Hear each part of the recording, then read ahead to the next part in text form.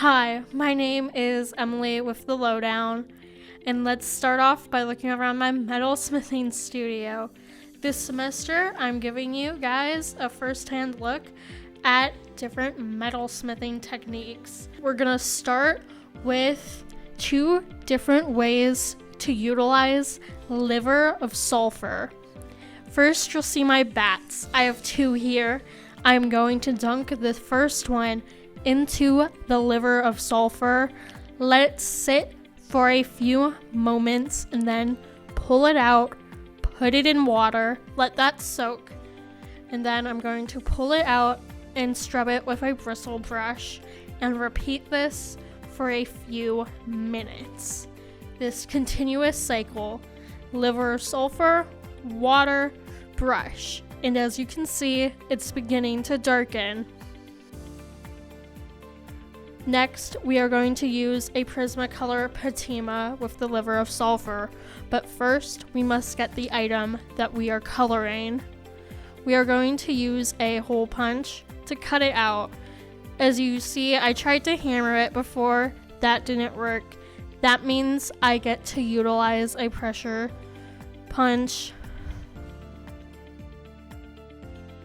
Then, once I have this whole tiny little circle cut out, I then get to use a sand table to sand this little circle as much as I can, using tape to hold it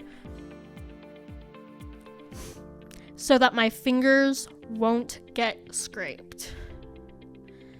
And once I have done that to the best of my abilities, I will take it to the sandblaster. I will then take a Prismacolor pencil, which is where this patina gets its name. I will color it. I chose this bright magenta-ish red color. I then put my gloves back on. It is important when using liver of sulfur to wear gloves, as you saw I did with the bats, and I am now, because while this stuff has a foul odor, it can burn your hands.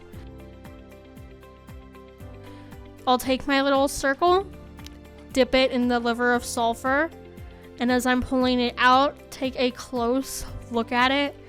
You will see the color smear and smudge. That means it's working.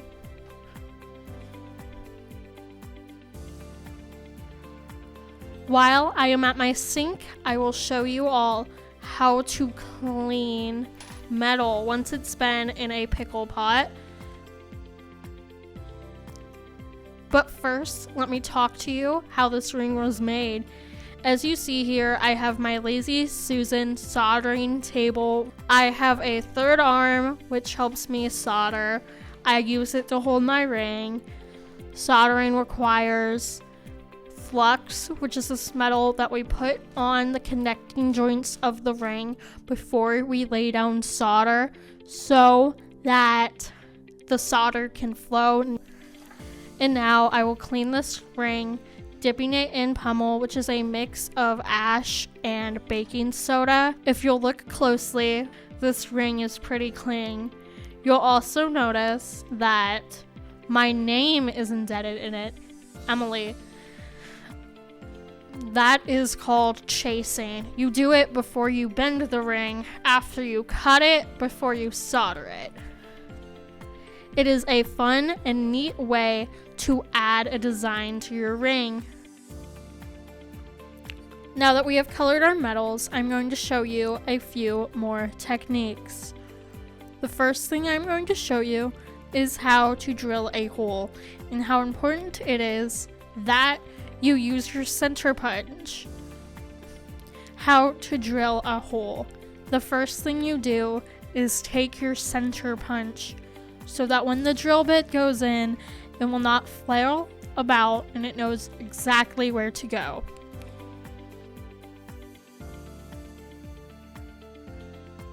This last thing I'm going to show you is 2 different ways to cut metals. The first one is with a saw blade. You will use many different blades because they tend to break, as you'll see here.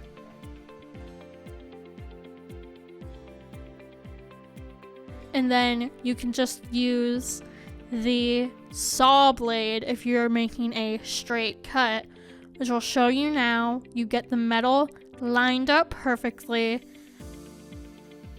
and then you pull this lever and it cuts it. As you can see, it made a clear cut and got this curved part cut out of the metal.